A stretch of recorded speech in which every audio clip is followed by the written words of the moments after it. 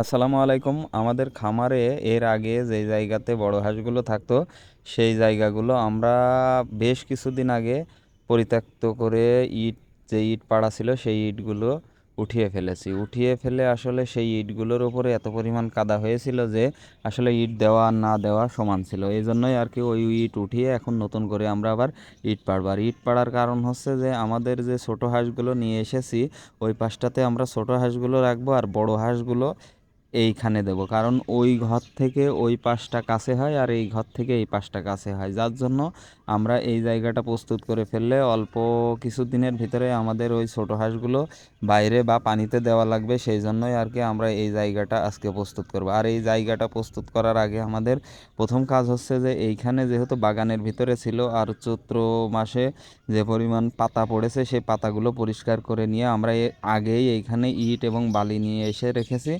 এই বালিগুলো নিচে দিয়ে আমরা এই ইটগুলো পেড়ে সলিং করে দেব, আর এর উপরে শুধু বালি দেব, কারণ আমাদের এখন এইখানে ঢালাই দেওয়ার সময় নেই বা এত সময় পাওয়াও যাবে না। সেই জন্যই আর কি আমরা আপাতত এইভাবেই রাখবো। এই কাজের জন্য আসলে এই কাজটা করতে আমাদের বেশ কিছুদিন সময় লেগেছে, 5 থেকে 7 দিন।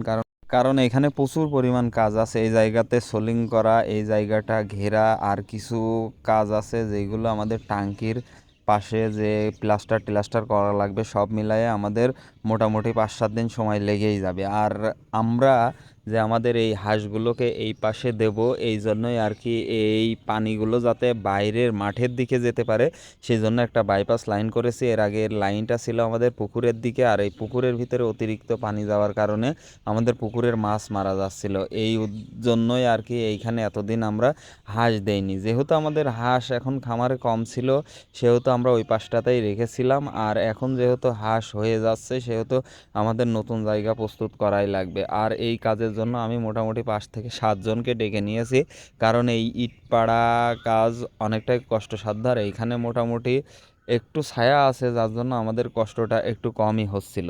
আমরা এই কাজ করার আগে চিন্তা ভাবনা করেই এসেছি যে আমরা আপাতত আজকে এই সোলিংগুলো পেড়ে রাখবো, তারপরে কাল অথবা পরশুদিন এর উপর বালি দিয়ে আর চারিদিকে ঘেরাঘেরি করব। আর আমাদের খামারে আসলে প্রতিদিনই যে পরিমাণ কাজ থাকে সেই কাজগুলো প্রতিদিন করা লাগে। সেই কাজের ফাঁকে ফাঁকে আমাদের আসলে এই কাজ করা লাগছে। আর আমাদের এইখানে এখন ধান কাটার মৌসুম, যার জন্য আমরা লেবারও পাচ্ছি না। আর লেবার পেলেও একটা লেবারের হাজিরা 3টা লেবারের সমান। সেই জন্যই আমরা সিদ্ধান্ত নিয়েছি যে আমরা নিজেরাই এই কাজগুলো করব। যেহেতু আমরা এখনও 5 থেকে 7 দিন পরে এইখানে হাঁস দিব, সেহেতু আমরা একটু আগে আগেই কাজগুলো করছি, কারণ আমরা এত অ্যাভেলেবেল সময় পাই না যে সারাদিন শুধু এই কাজের পিছনেই থাকবো। আমাদের খামারের পিছনেও সময় দেওয়া লাগে। তো সবাই আমাদের জন্য দোয়া করবেন। আসসালামু আলাইকুম রহমতুল্লাহি ওয়া বারাকাতুহু।